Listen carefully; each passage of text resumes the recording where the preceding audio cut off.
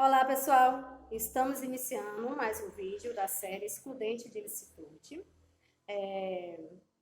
previsto, no nosso Código Penal, no artigo 23. E hoje falaremos sobre o estado de necessidade, que tem previsão legal no artigo 24 do Código Penal.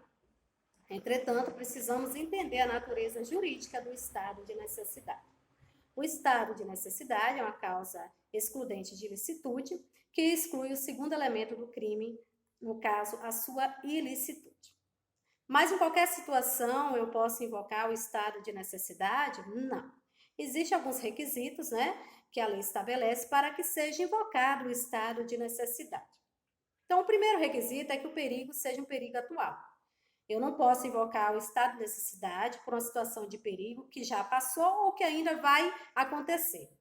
Então, um exemplo, eu estou dirigindo o meu carro na orla de Ondina, em Salvador, e de repente um pedestre atravessa na frente do meu veículo.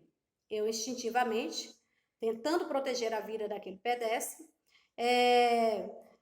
acabo batendo em um carro que está estacionado nessa orla. A minha conduta foi uma conduta ilícita? Sim, foi uma conduta ilícita porque eu atingi, eu danifiquei um bem jurídico de terceiro.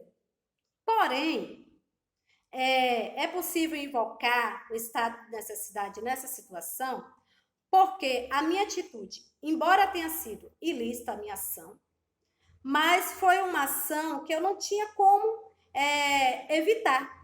Era uma ação necessária, porque ou era o veículo ou era a vida do pedestre. E entre o bem jurídico vida e bem jurídico veículo, o bem jurídico vida tem um valor social maior. Então, nessa situação, é possível, sim, invocar o estado de necessidade. Um outro requisito é que esse perigo ele tem que ser um perigo que eu não posso evitar, tem que ser um perigo inevitável. Como assim?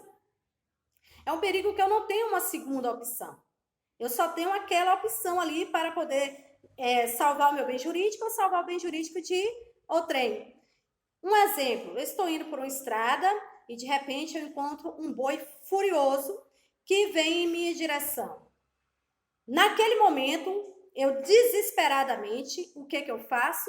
Eu saco a minha arma e mato esse boi. Cometi um ato que é considerado ilícito? Sim. Porém, eu vou invocar o estado de necessidade porque eu estava numa situação de perigo, era um perigo inevitável, eu não tinha uma segunda opção. E aí eu invoco o estado de necessidade para que essa minha conduta ilícita não seja caracterizada como crime, certo?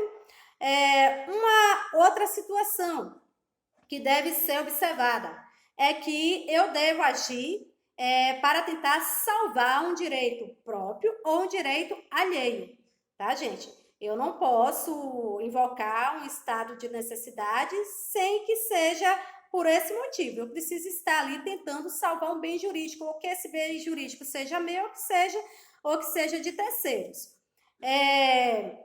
Um outro ponto importante é que deve haver uma inexistência do dever legal de enfrentar o perigo, tá? Então, quem tem o dever legal de enfrentar o perigo, ele não pode invocar o estado de necessidade, como é o caso dos policiais e dos bombeiros, né? Então, assim, um bombeiro que é chamado para fazer um salvamento, numa situação de incêndio, ele sabe que a vida dele está em perigo. Porém, ele tem esse dever legal de ir lá e apagar o incêndio ou de salvar as pessoas que estão ali naquele local. Ainda que para isso a vida dele também esteja em risco. Então, ele não pode, o bombeiro, o policial, eles não podem estar invocando o estado de necessidade porque eles têm o dever legal de enfrentar esse perigo, diferente de mim, que não sou uma pessoa preparada para essa situação, e que de repente eu vou lá para poder tentar salvar dois cachorros que estão